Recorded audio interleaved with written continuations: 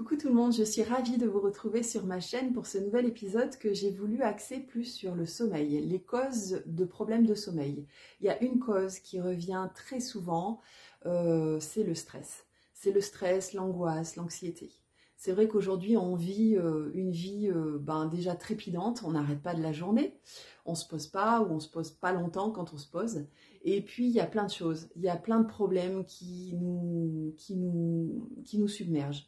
Il y a nos problèmes perso, il y a les problèmes de notre entourage, bien sûr qu'on prend forcément sur soi, avec soi, parce que quand on aime les gens, on prend tout.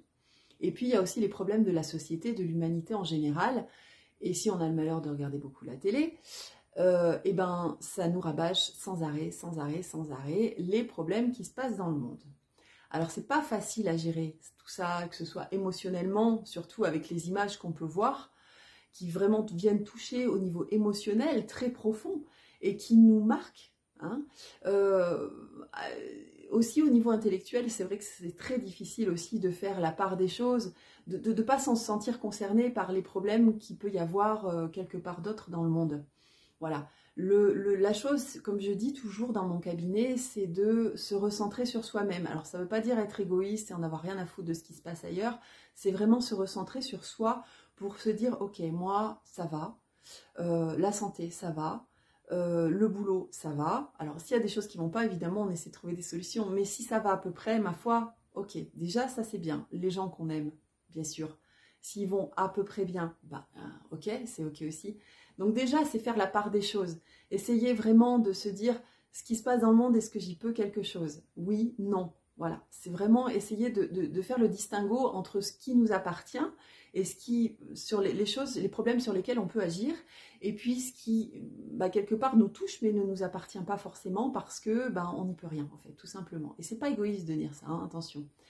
Ce que je veux dire, c'est que tout ça, ça perturbe le sommeil parce que pendant la nuit, quand on va se réveiller là, quand ça va être la fin d'un cycle de sommeil, qu'il va y avoir un micro-réveil, que du coup, tiens, ah oui, j'ai pas fait ci, j'ai pas fait ça, il faut que je pense à ça, ah oui, mais demain, et puis, oh là là, mais qu'est-ce qui va se passer si, enfin bon, je connais, moi aussi, pendant la nuit, je me réveille, j'ai des peurs qui remontent, parce que pendant la journée, j'ai le mental qui est là pour dire, bon, c'est ok, je vais gérer, ça va bien se passer, j'ai confiance, tout va bien, un peu de méditation et c'est reparti.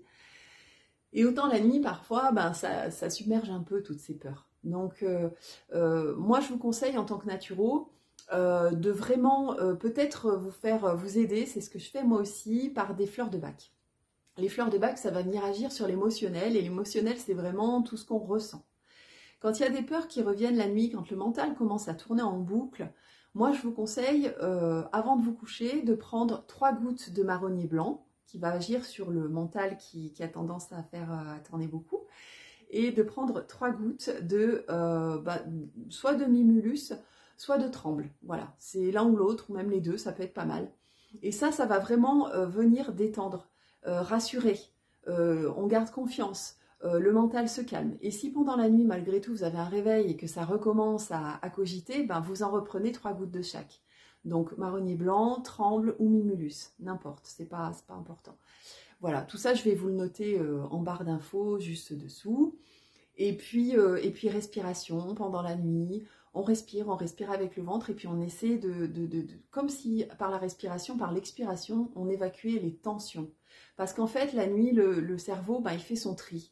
Il y a eu plein d'infos pendant la journée que lui, il n'a pas forcément eu le temps de trier parce qu'il fallait agir. Mais la nuit, ça y est, l'ordinateur, il se remet à jour et du coup, il y a plein de choses qui se rangent et c'est là que ça ressort en fait. Et c'est souvent les peurs, les angoisses, le manque de confiance, voilà. Donc il faut pas se laisser submerger par ça parce que le sommeil, c'est super important. Hein. Si vous en manquez, vous savez que évidemment c'est super important parce que le matin, on se réveille fatigué, la journée, on a des coups de pompe et puis la fatigue, elle s'accumule et puis on est de moins en moins bien dans sa vie. Et il y a tout qui se détraque. Donc, il faut vraiment prendre soin de son sommeil.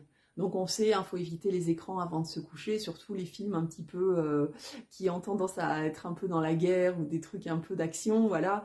Ou alors, pire, regarder les infos avant de se coucher, c'est une cata. Essayez plutôt de faire, si vous pouvez, une petite méditation. On trouve plein de méditations sur YouTube. très courtes ou méditation pour un sommeil profond par exemple. Et ça va vous aider à vous endormir et à relativiser tout ça, à lâcher plein de choses avant de vous endormir et vous aurez un sommeil beaucoup plus réparateur, plus doux, plus profond et moins de réveil nocturne. Voilà, ça c'est mes conseils à moi parce que je les applique. Bon, et ben sur ce, je vous dis à très bientôt pour une nouvelle vidéo. N'hésitez pas à liker, à partager, à mettre vos commentaires si vous avez des astuces, des petites choses que vous avez envie de partager avec la communauté. Ben, je vous y invite grandement. Voilà, je vous fais plein de bisous. Je vous dis à très bientôt. Bye bye.